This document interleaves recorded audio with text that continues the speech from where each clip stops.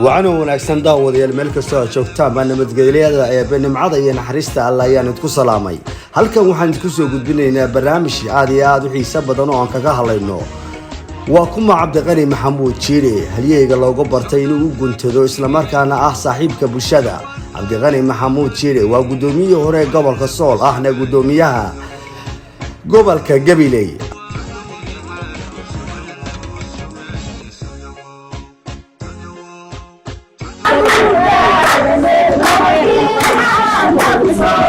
inkastoo ay tahay muddo kooban oo 2 bilood ka yar markii gudoomiye Cabdiqani Jiire loo magacaabay gobolka Gabiley waxa uu warwariye walaac ku abuurtay xilligan baahida loo qabo dad abaaro iyo waliba baahiyo kale oo bulsho ay haystaan waxaanu bilaabay inuu kormeer iyo safar dhaadheer ugu baxo deegaamada kala duwan ee gobolka Gabiley si uu u ogaado bulshooyinka ku nool sida ay noloshoodu ay tahay ama ay ku sugan yihiin يمروا إلهي سبحانه وتعالى نقدر إلهي يومنا شعورة السومال لأن أنوم هذا إلينا يوم مصبح أبدي مقعابستي سبحان هلك قويمين وأوح إلهي قبتي إلهي بقي دوري وناقا فرها بدني أرشيكتين تير قبيلي نقول قبيلي ربتي عنيقا إيما عصبة ناليان ترير قبيلي من أوصو شقيني محمد أنا يا عقاشة إيو وعيل قبيلي هلك فرديانا Cabdiqani waa nin dhalinyaro ah oo ku soo barbaaray isla markaana waxa ku bartay magaalada Laascaanood gudoomiyahan ayaa waxa uu caan ku yahay inuu yahay qof saaxiib la ah bulshada qaybaheeda kala duwan waxa uu had iyo goor ku caan yahay nabadeynta dhaxgalka bulshada iyo waliba walaalaynta qaybaha kala duwan ee bulshooyinka ku nool Somaliland haatan uu gudoomiye ka yahay deegaanka Gabiley ayaa waxa tilmaam u ah sida ay shacabka u ruuxayaan calaamaha qoyan ee Jiire ay ku qaabileen waxa uu muddo ku dhow 2 bilood ku sugan yahay deegaanka Gabiley barnaamijkan ayaan ku gunda eegi doonaa waa kuma Jiire iyo waliba maxaa uga suurtagalay isbedelada iyo horumarada kala duwan ee deegaankaasi uu ku qaabilay iyo sida cajiibka ah ee cabqariga ah ee bulshada ku nool dhulkaasi ay gudoomiyahan caanka ku noqday nabadeynta iyo saaxiibtinimada ay u qaabileen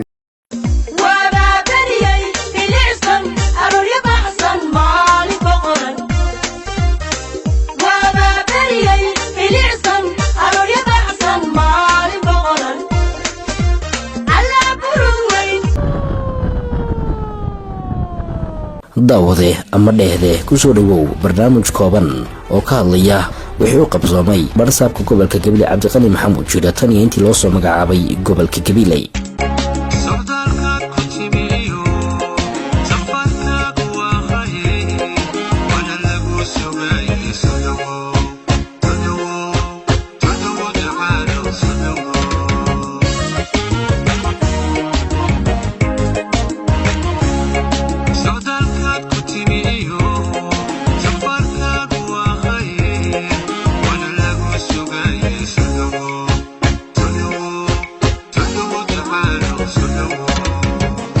gudoomiye Cabdiqani Maxamuud Jiire ayaa markii uu soo gaaray irida hore ee gobolka Gabiley waxa si diiran u soo dhaweeyay maamul iyo mas'uuliyiin cuqaal iyo salaadiin iyo haween waxaana lagu qaabilay soo dhaweyn maqaamkeedu sareeyo iyadoo loo dhigay rooga casaanka ee u saaxiibka karaamada sharafta iyo maamuusta madaxda intaasi kadib waxa gudoomiye Cabdiqani Maxamuud Jiire loo soo galbiyay gudaha caasimadda Gabiley oo lagu qabtay munaasabad balaaran oo xilka ay kala wareegayaan labada gudoomiyihii hore ee gobolka Gabiley Cabdiqani Aadan Xaaji Diiriye oo loo magacaabay gobolka Sool iyo sidoo kale Cabdiqani Maxamuud Jiire oo loo soo magacaabay gobolka Gabiley ahaana gudoomiyihii hore ee gobolka Sool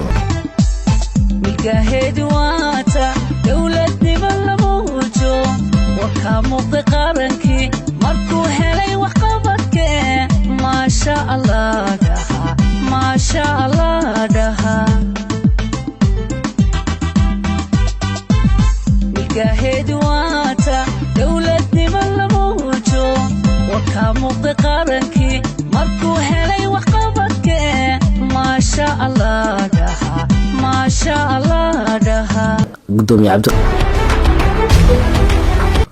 saldhigga shari xafiiska looga arrimiyay gobolka ee gudoomiyaha gobolka Gabiley Cabdiqani Maxamuud Jire waxa uu bilaabay dardargelinta howlaha shaqo ee xafiiska iyo howlsocodsiinta howlaha xafiiska waxaana uu kormeer ku tagay 6 degmo ee ka kooban yahay gobolka Gabiley ee Gabiley, Wajaale, Arabsiyo, Alley Badi, Geed Balaad iyo Agabar.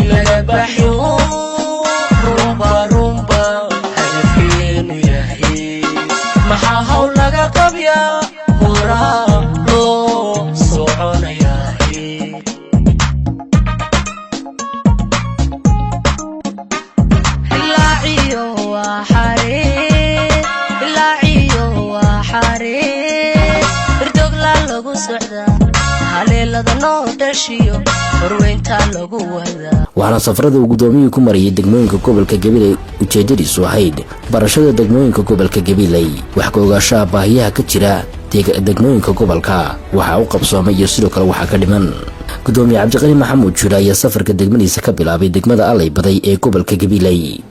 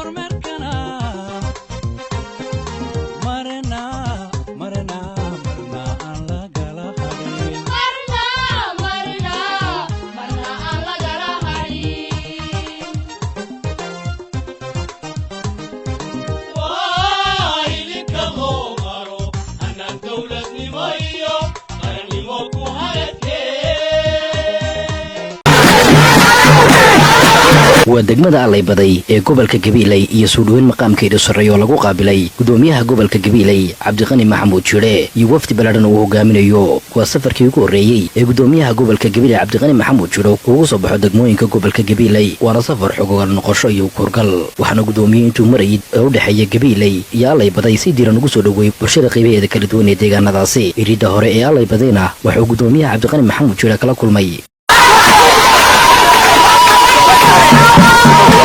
gudoomiyaha ayaa safarkiisa waxa ku wehelinayay barnaamijka gobolka xildhibaan Cabdiraxmaan Nuur Abakor isku duwasha laamaha wasaaradaha gobolka iyo sidoo kale taliyaha qaybta booliska gobolka waxa qaybka toobalaynka ama masqorsho hormarinta magaalada loo sameeyo magaalada Alley Badi si rasmi ah loo bilaabayo sidoo kale suugaha beeraha ayaa gudoomiyaha degmada Alley Badi Cabdirasaaq Hoggaab ku wareejiyay dhirta geedka cambaha oo loogu talagalay laga beero xarumaha dawladda uguran waxa halkaasi ka waxaan soo dhaweynaynaa marka hore waftigan ballaaran ee uu hogaaminayo gudoomiyaha gobolka Gabiley Cabdiqani oo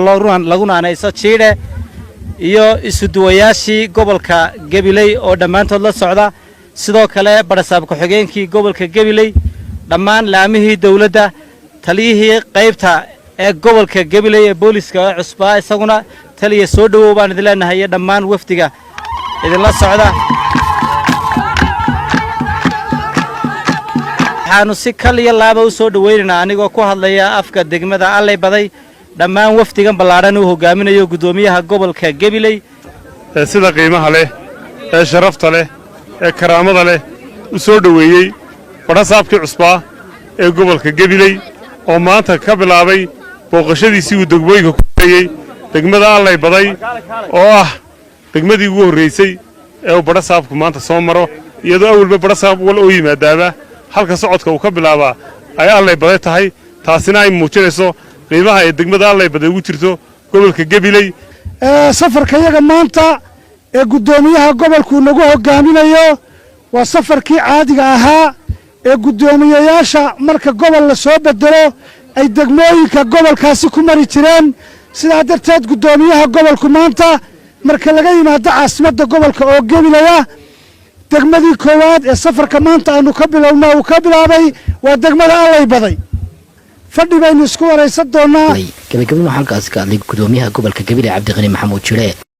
anagu maanta waxaanu halkan kulay safarkii koowaad baan ka bilownay gobolka Gabiley aan degmooyinka ku marinay runtii degmada allay baday oo runtii degmo muhiim ah waa degmadii labaad ee marka Gabiley laga yimaado waa degmada labaad ee gobolka Gabiley leeyahay ee degmooyinka ugu muhiimsan saasaan safarka aan uga bilownay waxaanu idin la soconay qorshe weyn oo runtii deegaankana muhiim u ah magaalada quruxdeeda iyo bilicdeedana soo saaraysa oo aad Baleenka inaan halka kan bilowno runtii mashruuca weyn oo aanu idin sidnay insha Allah taala aan hadda bilaabi doono idinkana aad baan idinku mahad celinay runtii soo dhaweyntiinan degmadina waa degmo muhiim ah kullu waxaan maleeyaa degmooyinka ugu horeeyay ee Jamhuuriyadda Soomaaliland markii la asaasay waa degmooyinka ugu horeeyay la bixiyay 2002 ba la bixiyay bishii labaad 12 ayaa madaxweyne Cigaal uu idin gartay inaad degmo noqotaan taasina muhiim weyn baad u leedahay qaranka iyo dadkaba anaguna saas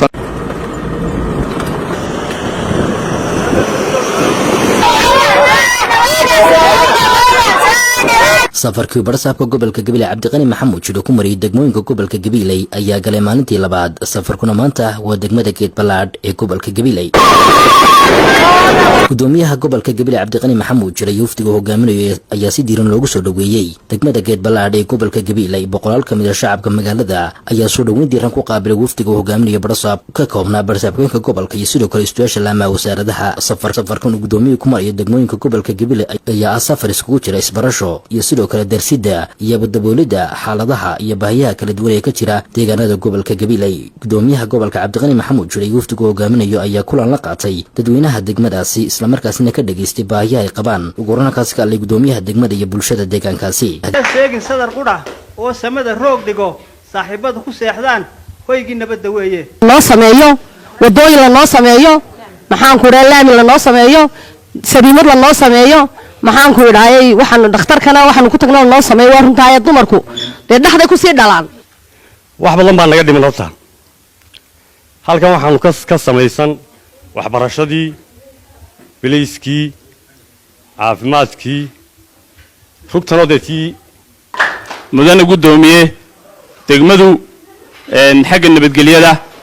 gaari bilis ma laha xagga caafimaadka isbitaal ma laha ambalaas ma laha intaasba in wax laga qabto u baahan yihiin halkaas ka istuyaasha laamaha wasaaradaha kala duwan waxaanu haddaan waxbarashada nahay gaadhnaa tuulo kasta iyo goob kasta oo ay ku nool yihiin dadweyne reer Soomaaliland reer Geed Balaadh mid aanan ku ogeyn maan ku bartay horta xaruntii abwaaninta gobolka tihiin sidoo kale waxaan naga qayb galiyay ka wasaarad ahaan wixii degmooyinkii kale ee gobolka ka tirsanaa aan u qaybinayno ahaa geedka cambaha ah bulshooyinka aan soo dhaweysana aad iyo aad baan ugu mahadnaqay reer Geed Balaadh aad iyo aad gabagabadina halkaas ka hadlay badhasaabka gobolka Ali Casi taliyaha qaybta booliska iyo sidoo kale badhasaabka Cabdiqani Maxamuud Jire gudoomiyaha khamriga dadka lagu fasaadiyay iyo xashiishada waa dhulka ay ka soo gasho weey haddii degmadan gaari joogo oo allay baday joogo oo wajaalo joogo way iskaashanayaan oo cid soo mari mayso waa meel xidhan bay noqonaysaa laakiin marka tan laga waayo tan bay xageed u soo baydhayaan iyada uun danu ma ahee dalka oo dhan bay doonta inay gaari hesho insha Allah biliskeedana waan xoojinaynaa gaarigaana waa ka dagaalgalaynaa marka aad iyo aad baanu idinka mahadnaqaynaa gobonnimada ah ee aad u soo dhaweyseen gudoomiyaha cusub iyo waftigiisa town balaankii magaalada waa la magaaleynaya idinka waxaa la idinka rabaa hadhow aniga i jiidhay bahashaasi gudoomiyaha degmaduna ma dira walinayo badhasaabna ma wado satellite-ka bahalkaa lagu sameeyo hogaaminaya halkay wadda ku dhacday way ku dhacaysaa waxaan marka koowaad idinka mahad celinayaa soo dhaweyntii qiimaha badnayd ee halkan aad noogu samayseen ee bannaanka naga hor timaadeen boqolkiiba boqol baan idinka mahad celinaya reer geed ballaadh waxaan u maleynayaa markii degmada la bixiyey guri degmana ma lahayn saldhig boolis ma lahayn imkaaniyaadka maamul ku shaqeeya ma lahayn maanta laakiin xarun dowlad hoose aynu dhex joognaa xaruntii bilayska jirta ciidankii baa idin jooga taliyihii baa idin jooga inta idinka dhimanna waa in uun runtii isdaba socoto waxaa leeyahay roomo maalin laguma dhisin waqtigu maalin un ma yimaado laakiin maalinba wuxuun baa ku darsamaya somaliland gobol baan ka nimi anoo koona ku yaala degmooyin fara badan oo runtii gobolkaasi leeyahay qaar baan xarumo degmoba lahayn halganku isdaba socdaaye haddeer xoreynta xaggaasi jirta safarkii gudoomiyaha gobolka Gabiley Cabdiqani Maxamuud Jiro oo ku marayay degmooyinka gobolka Gabiley ayaa galay maalintii saddexaad safarkuna maanta waa degmada Agabar ee gobolka Gabiley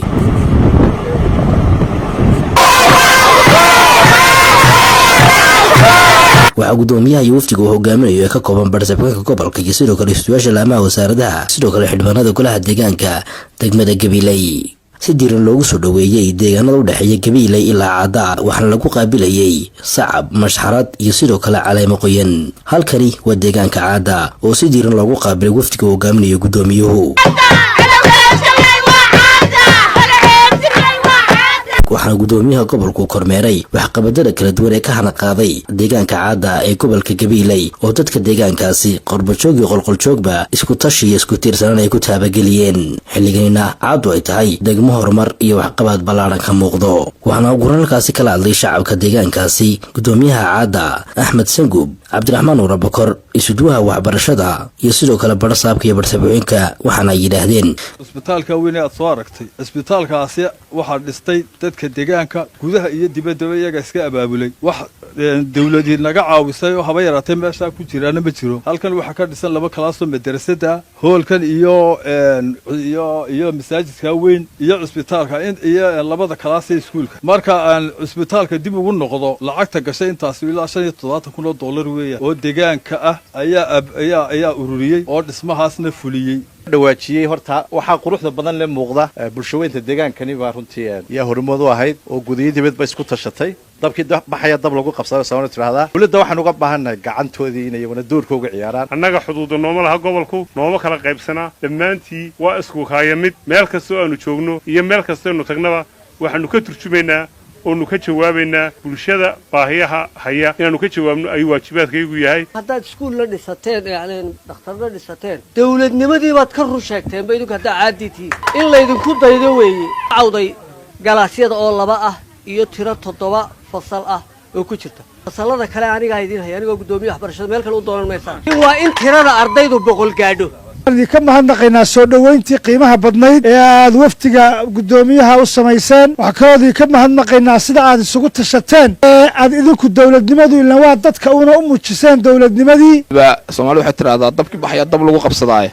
mar haddaad idinku wax la timaadeen oo wax qabsateen dawladdu sida cali sheegay waxay ku khasban tahay inay baahiyihiin oo dhan wixii ka dhiman ay asturto insha Allah oo dhameystirto intii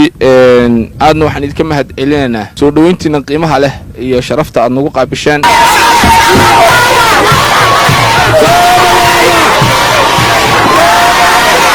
intaasi kadib wafdiga hogaaminaya barsaabku waxay u sii gudbeen degmada Agabar ee gobolka Gabiley oo ujeedka socdaalkiisu ku qotamay bulshada degmada Agabar ayaa soo dhaweyn maqaamkii sare ku qaabilay wafdiga gudoomiyuhu hogaaminayo farxadda alalaska iyo mashxaradu waxay gooni u ahayd soo dhaweynta gudoomiyaha gobolka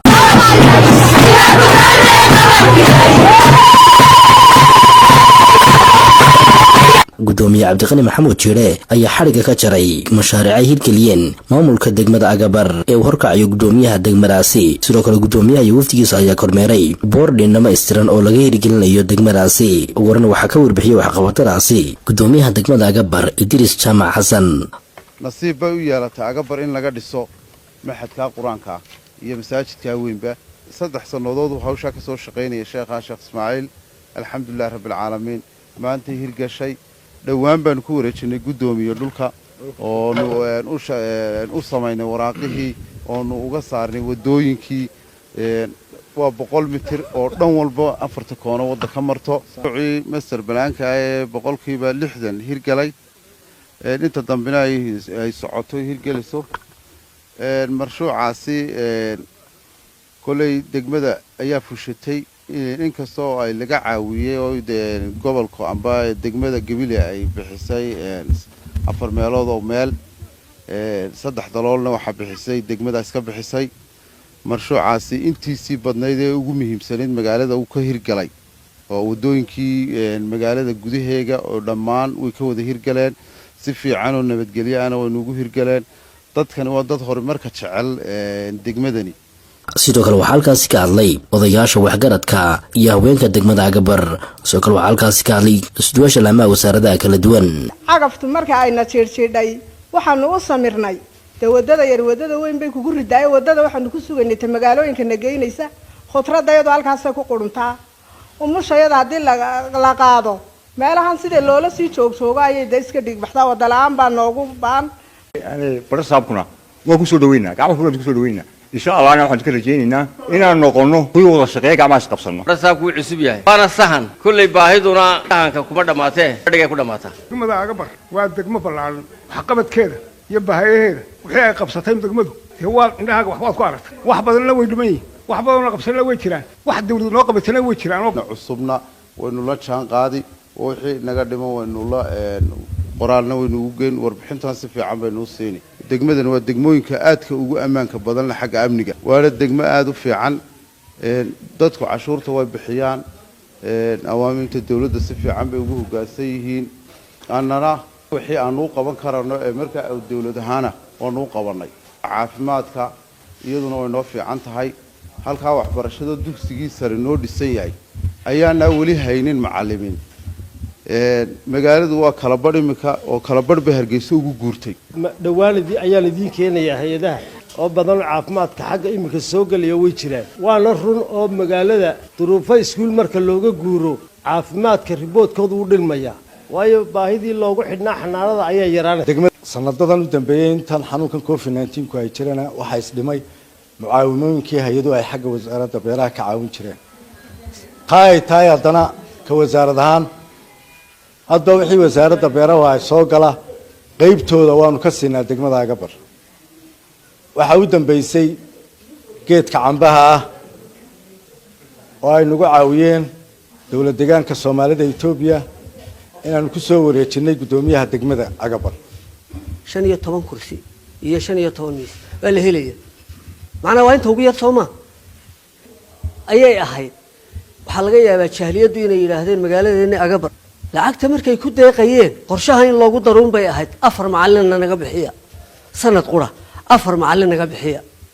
dawladda hoose hay'adaha wasaaradda intuba xin baa galay markay arkaan deegaanku wax bixinaya sidoo kale waxaa halkaasi ka hadlay xildhibaan Cabdiraxmaan Nuur Abakar iyo sidoo kale xildhibaan Cabdinaasir Haruun waxqabadkii ay dawladda hoose Gabiley u fulinaysay degmooyinka gobolka dhammaantood kama nasanayso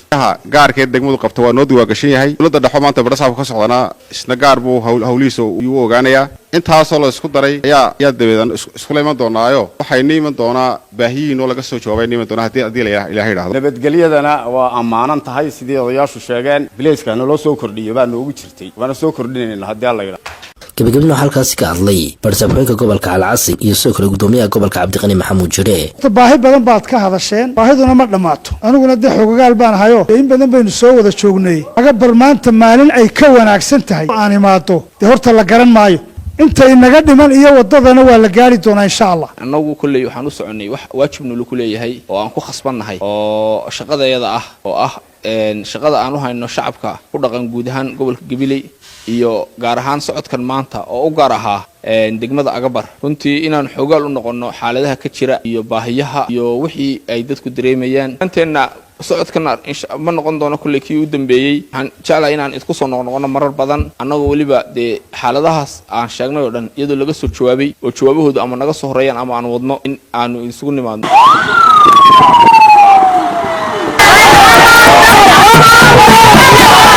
saacabka mashxarada Aralaska iyo soo dhaweyntu waxay maanta gaar u ahayd soo dhaweynta gudoomiyaha gobolka Gabiley oo safarkii ku mariyay degmooyinka ku tagay degmada Togo Jaale ee gobolka Gabiley safarkuna waxa uu galay maalintii afraad barsaabka iyo wafd baladhan uu hogaaminayo ka kooban barsaabka gobolka isduwaasha laamaha wasaarada iyo xildhibaanada golaha deegaanka soo dhaweyntan ay ku qaabileen shacabka magaalada Wajaale barsaabka gobolka Gabiley kadib wuxuu barsaabku kormeeray mashaariica kala duwan ee ka socda magaalada ganacsiga degmada Tog Wajaale waxaana uu holka dawladda hoose ee degmada Wajaale kulan kula qaatay odayaasha waxgaradka haweenka ganacsiga iyo bulshada qaybaheeda kala duwan waxaana halkaasi ka hadlay odayaasha iyo haweenka waxgaradka magaaladaasi inuu ka qabto ayaan ka rajaynaynaa waxaan diyaaranahay haddaan odayaashii nahay iyo ganacsatada iyo shacabkiiba annagu weligeyba waxaanu caan ku ahay inaan wax la qabanin dowladda laakiin waxaan u baahannahay inaad u istaagto barastaad inaad u istaagto sidii aad ula dooni lahayd odayaasha dee gobolnimada Gabiley insha allahu barasaabka da'da yar leena loo soo bedelay waxaan ka rajaynaynaa si aan maanta u soo dhaweynay inaanu cishadaana u sagootino leenahay gudoomiyaha soo dhawow baanu leenahay dhammaan oo ku soo dhawow degmada Wajaale aad baanu salaamaynaa waana ku soo dhaweynaynaa barasaabka dadka reer Tog Wajaale haddii aanu odayaashii nahay aad baan ku soo dhaweynaynaa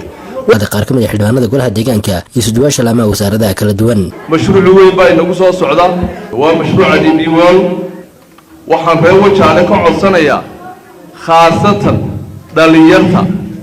iyo ganacsatada haweenka inaad mashruuca u istaagtaan Wajaale waxay ku taallaa xuduud hadday xuduud ku tahayna waa meelihii cudurradu ay ka faafayeen halkanay u tallaabaan in awlaadda aanu idinla dhiiri gelinno wasaaradahaan berbera corridor in la bilaabay waddadii oo ay iman doonto insha allah waxaa jiri doontaa in degmadani ay martigeliso dad badan oo kala duwan oo afaf kala duwan ku hadlaya oo waxweeye gobolku waa gobolkii cagaarnaa maanta adhaxdiisii baa timid reer Wajaalow waxaad wax ku noqonaysaan oo dalka iyo gobolka aad ka tirsantii wax kula qaybsanaysaan Wajaalanimo inagoon iskala saarsaarin inay halkan iyaga oo aan u kala harin oo midaysan ay goobtan soo camiraan oo ay soo dhaweynta gudoomiyaha iyo waftigiisa dareen isku mid ah ku cabiraan gabagabadii waxaa halkaas ka hadlay maayarka magaalada Wajaale barsaabka gobolka iyo barsaabka gobolka xisaabiya inay waxay raacsan tahay degmooyinka dhiida ee wadanka laakiin waa degmo weyn oo degmada Gabiley la yiraahdo gobolka hogaamisa kana baaxad weyn kana population badan marka xaqiiqda la eegayo runtii waa degmo u baahan waxyaalo badan in laga qabto idinkana waxaa laydinka rabaa ciidanka bileysku hama qaban karee rag iyo dumarba inaynu boolis wada noqonno oo danayna ilaashanno waxaan u mahadnaqayaa maamulka iyo dadweynaha reer Wajaale oo runtii sida qiimaha badan leh u soo dhaweeyay waftiga uu hogaaminayo gudoomiyaha gobolka alleenahay reer Wajaale waa kii siiyey koobkeen waa isku lahayn marka inta ay leegtooda rabtaan culayska Wajaale keenaya dhammaanteed waxaas oo dhan waxay muujinayaan muhiimadda ay degmada Wajaale ay u leedahay gobolka Gabiley iyo guud ahaanba qaranka Soomaaliland runtii aad iyo aad waxaan ugu faraxsanahay kulleyba sida sareexa leh aad runtii baahiyiina uga hadasheen danihiinana aad uga hadasheen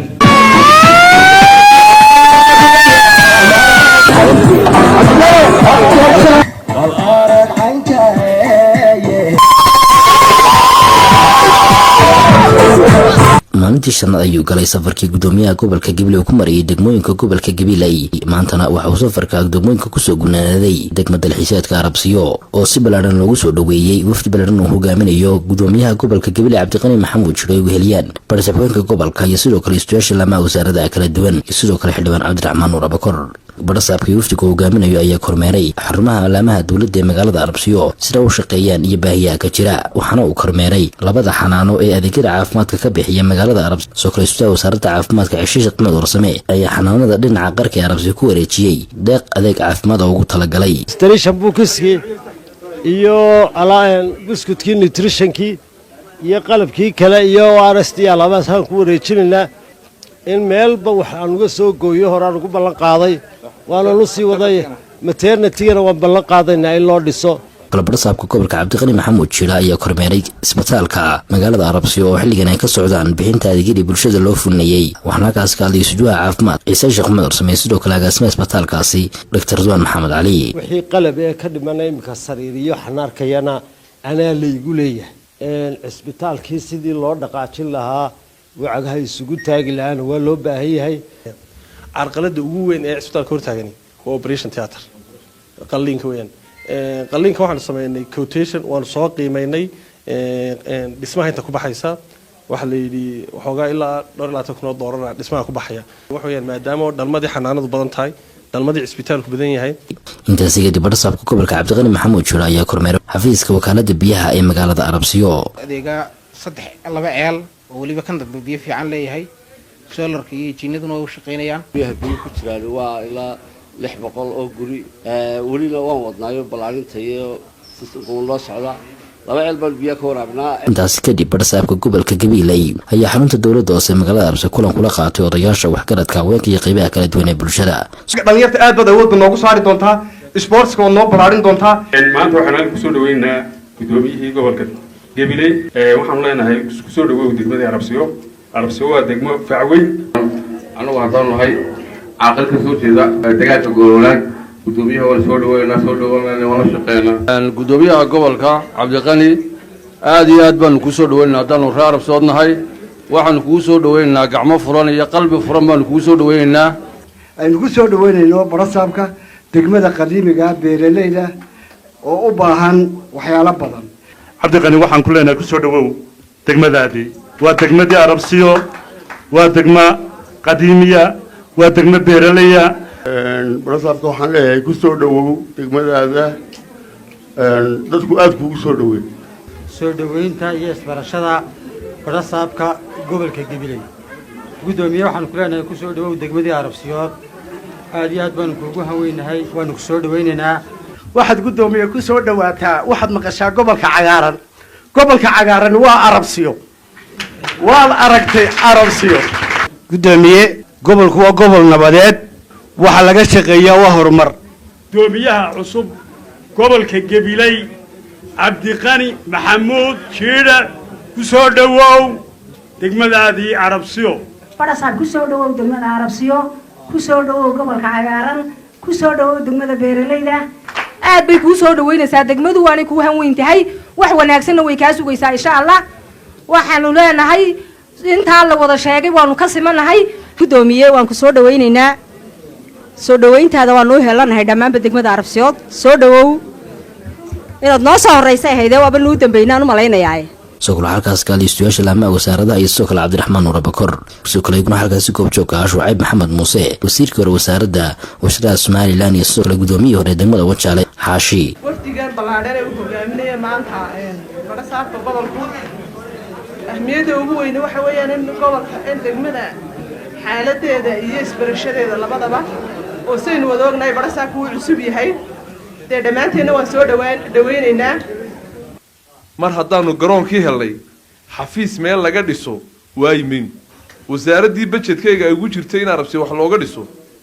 annagoo weliba ah wasaaradda hawlaha guud hay'adda keliya ilaalisa tayada dhisma quality oo tayo leh oo lagu kalsoonaan karo oo aynaan ka warwarayn inay ama jiingadu qaado dabayli ayaa laga dhisay iyadoo qaran miisaaniyadii qaranku laga dhisay marka fasalada jajaban ruufka googo'san daaqadaha iyo albaabada go'an guriga hortiisa kuraasida ka lacag ilaa $8,000 baynu doonaynaa sanadka 22 inay noogu daraan tii 25 hadaa soo heshaan wala siibkii markaan qiimeeyay degmooyinkii kale sidii loogu soo dhaweeyay afartii degmo kale inay degmada Arabsiyo tahay degmada ugu horeysa ee qaaday koobka soo dhaweynta barasaab taasina waxa weeyaan waa deganaanshaha beeraleyda iyo xadaaradda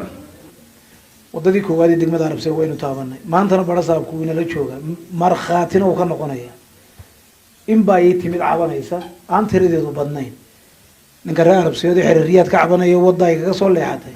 waxaan u malaynayaa berrina wuxuu baran doonaa wax badan oo kale dawladnimadu meel adag bay ku jirtaa muddada aan joogo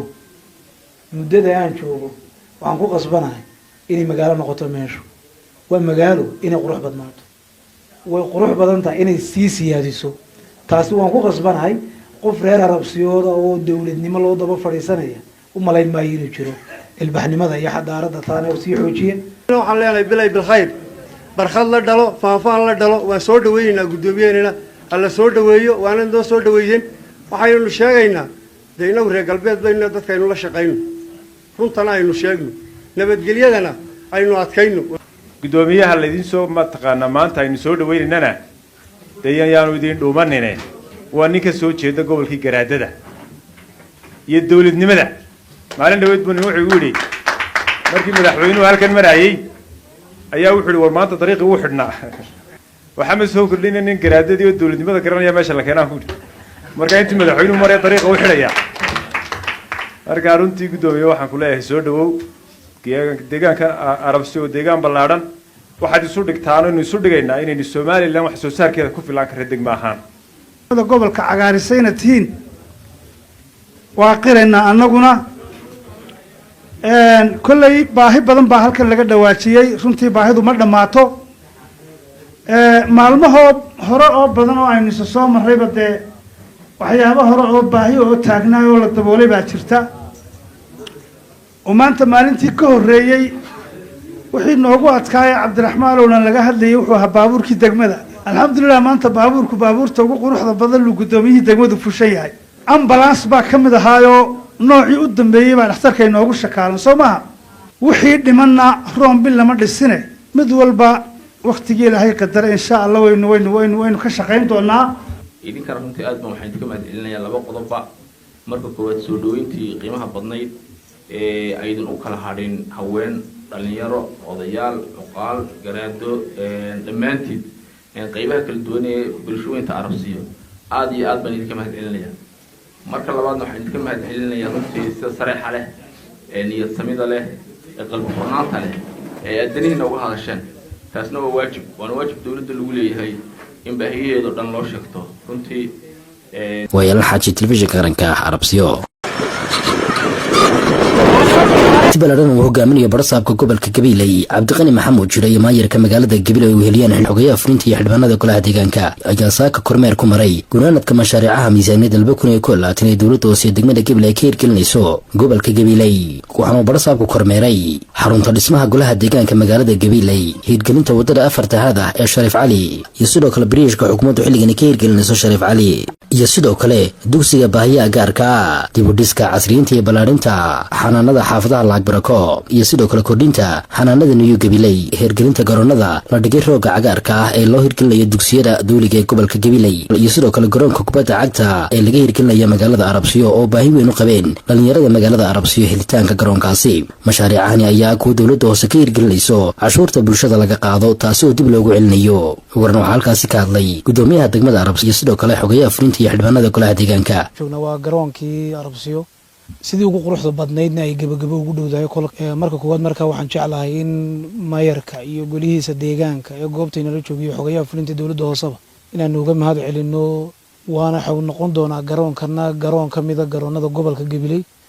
waana mid ka mida garoonada ugu waaweyn insha allah bacda 15 cisho dambe degmada arabsiyo waxay heli doontaa garoon ku filan dhalinyarteedii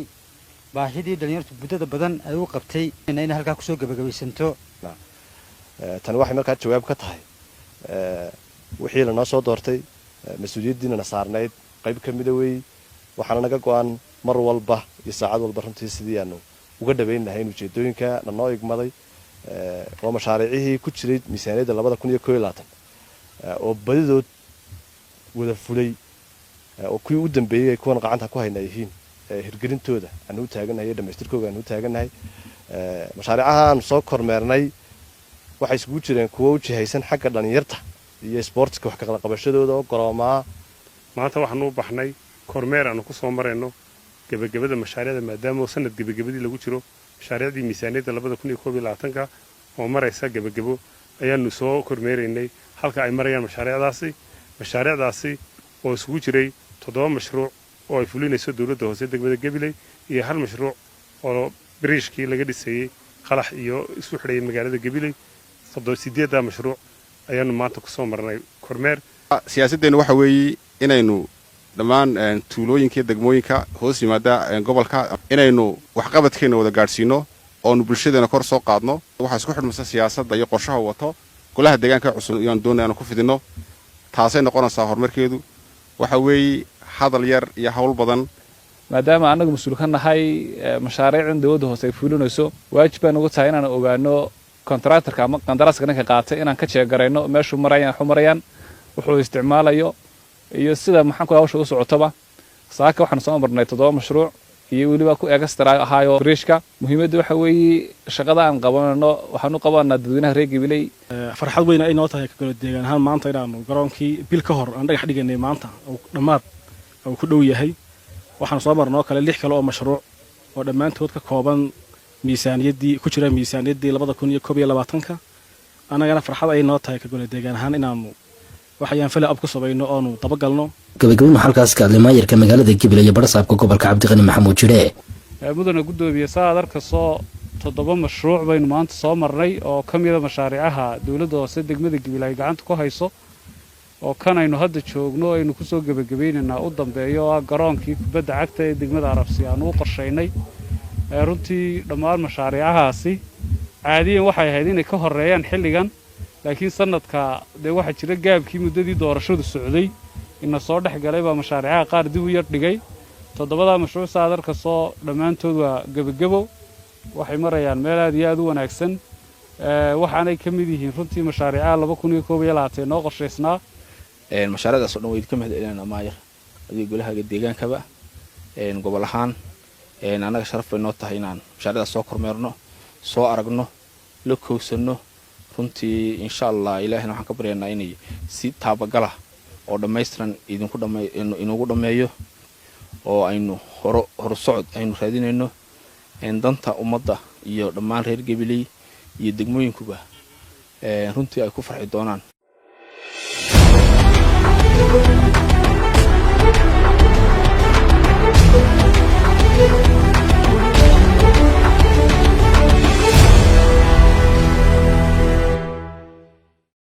daawadar waxaan intaas ku soo gabagabeynaa barnaamijkii koobnaan ka hadlaynay wuxuu qabsamay barsaabka gobolka Cabdiqani Maxamuud Jire